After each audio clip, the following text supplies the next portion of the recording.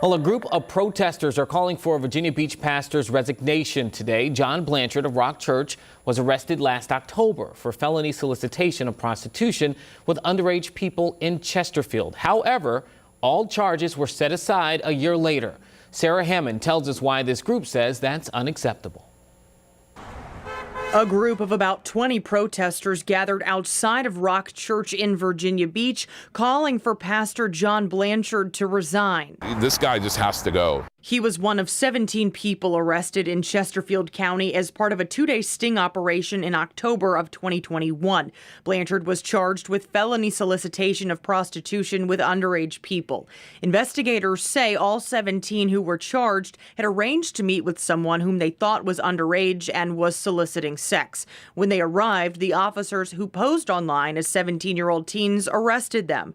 Throughout the last year, Blanchard has maintained his innocence. Over the past several months, I've been the subject of vicious and inhuman accusations. These statements are demonstrably false. In a preliminary hearing in October of 2022, prosecutors told the judge the case would be nol pros, meaning the charges are dropped for now, but can be refiled if prosecutors have enough evidence to move forward. That's why Sebastian Panado organized Sunday morning's protest. He doesn't need to be a pastor. He doesn't need to be in charge of other people's lives. He says they're looking for justice and want the charges refiled by prosecutors. When something like this happens, when an injustice happens, I think people say, well, it's status quo, there's nothing we can do.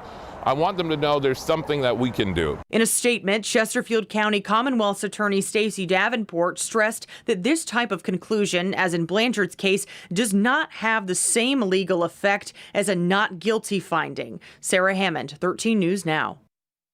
Now, regarding the 16 other men arrested in that same investigation, 5 of them were found guilty of the solicitation of prostitution with underage people charge.